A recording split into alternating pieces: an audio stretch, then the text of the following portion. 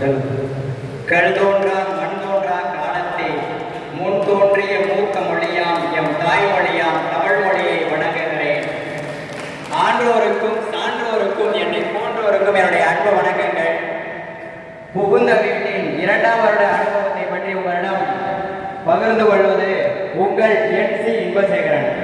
பூவில் வாசம் செய்யும் நறுமணத்தை போல இந்த சத்திரத்தில் வாசம் செய்யும் நம் சத்திரவாசா நண்பர்கள் அனைவருக்கும் சான்றோர் பெருமக்களுக்கும் எங்களின் புகுந்த வீடான மென்ஸ் ஹாஸ்டல் 2ஆம் வருட அனுபவத்தை உங்களிடம் பகிர்ந்து கொள்வதில் பெரும் மகிழ்ச்சி அடைகிறேன்.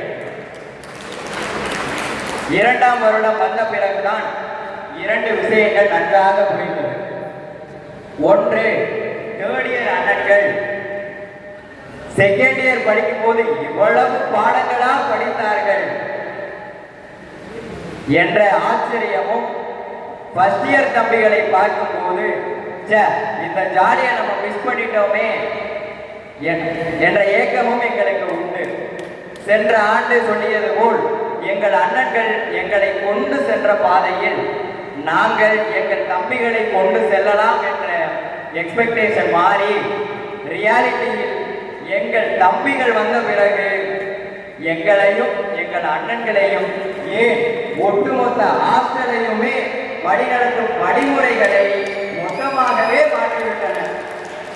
எத்தனையோ ஹாஸ்டல்களில் எத்தனையோ வார்டன்கள் இருக்கலாம், ஆனால் எங்களுடைய வார்டன் எங்களுக்கு வார்டன் அல்ல, அவர் எங்களுடைய அண்ணன், அஸ்ய பிரதர். எப்படி அஸ்ய பிரதர் என அவர் சொல்லும் போது என்ன நடந்தாலும் எங்களுடைய அண்ணன் எங்களை பார்த்துக் கொள்வார் என்ற நம்பிக்கை எங்களுக்கு என்றும் உண்டு. 2ஆம் வருடத்தின் முதல் பெரிய அனுபவமே 2ஆம் வருடத்தின் முதல் பெரிய அனுபவமே காமன் பாத்ரூம் தான். அட்டாச்சு பாத்ரூமில் எங்களுக்கு இஷ்டப்பட்ட நேரத்தில் குளித்த காலம் போய் என்னடா ரேஷன் கடையில் கியூல நிற்கிற மாதிரி நிற்கிறீங்க என்று கேட்கும் காலமாக மாறியது. ஸ்விட்ச் போட்டு துணி துவைத்த காலம் போய் கல்லம் போட்டு துணியை துவைக்கும் காலமாக மாறியது. வாலிபால் போட்டியில் வாலிபால் விளையாடிய காலம் போய் ஹாஸ்டல் உள்ளே ஒரு கயிறு கட்டி வாலிபால் விளையாடும் காலமாக மாறியது.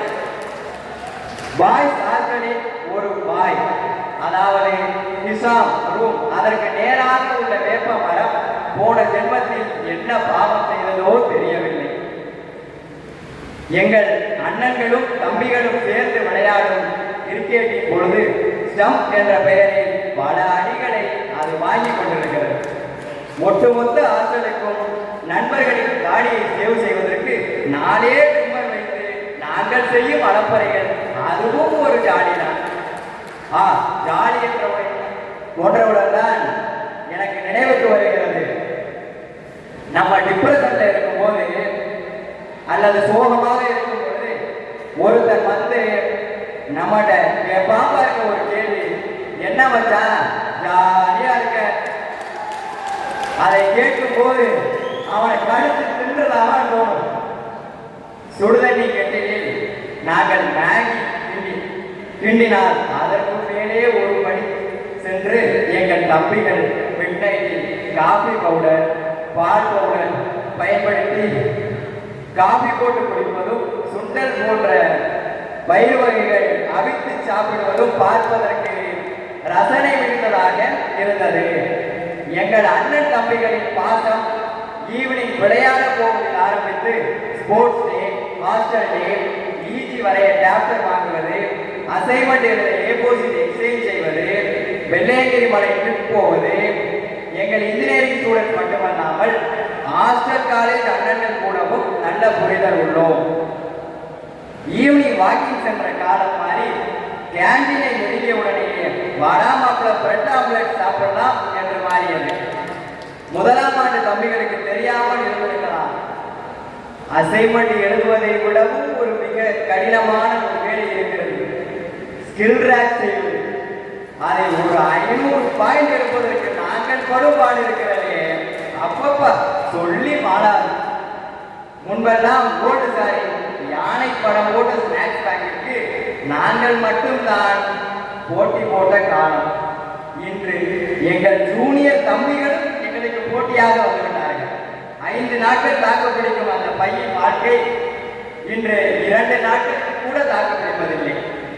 நமது விடுதியில் ஸ்டேஷனரி ஸ்டோர், மெடிக்கல் ஸ்டோர் இல்லை என்பதை நாங்கள் யோசித்ததே இல்லை. ஏனென்றால் நாங்கள் நினைத்த பொருட்கள் அனைத்தையும் வாங்கும் ஒரே இடம் பஸ் ஃப்ளோரில் உள்ள F8 ரூம் ஆகும். பிணிக்கு ஏற்றார் போல் மருந்துகள், ஆத்திர அவசரத்துக்கு தேவையான டிடர்ஜென்ட் பவுடர், இன்ஸ்டன்ட் பசி போக்கும் ஹார்லிக்ஸ், பூஸ்ட் பாக்கெட், எழுதுவதற்கு தேவையான பொருட்கள் என அனைத்தும் சும்மாவே பெற்றுக்கொள்ளலாம். இல்லை இல்லை, எடுத்துக்கொள்ளலாம். இறுதியாக டின்னர் சாப்பிட லேட்டாக சென்றால் வரும் மலைச்சாமி அண்ணனின் கதறல். சுட சுட தோசை வரும்போது அதை வழியிலேயே மறித்து வழிப்பறி செய்யும் சுவாரஸ்யங்கள், அதற்கு உதவும் எங்கள் தேடியர் அண்ணன்கள். ஞாயிற்றுக்கிழமை கூடுதல் ஒரு கரண்டி கேசரிக்கு தாய்க்குளத்திலும் நாங்கள் போடும் சண்டைகள். பிஸ்கோ பேப்பரை வாலில போனோம்னா டீயை சிந்தாம குடிக்கலாம் போன்ற வசனங்கள் தினசரி நாங்கள் கேட்பவையாகும். இவ்வாறாக 2 வருடங்கள் உருண்டோடியது. அடுத்த வருடம் நாங்கள் நடத்த போகும் சந்திரவாசா 2026க்கும் எங்களுக்கு முன் உதாரணமாக இருந்து வேலைகள் கற்றுக் கொடுத்த எங்கள் செகண்ட் இயர் அண்ணன்கள் அனைவருக்கும் எங்கள் நெஞ்சார்ந்த நன்றிகளை தெரிவித்துக் கொள்கிறேன்.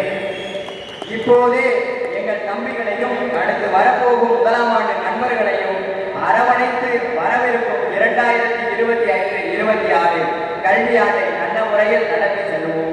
உங்கள் அனைவரின் ஆசையுடனும் ஆதரவுடனும்.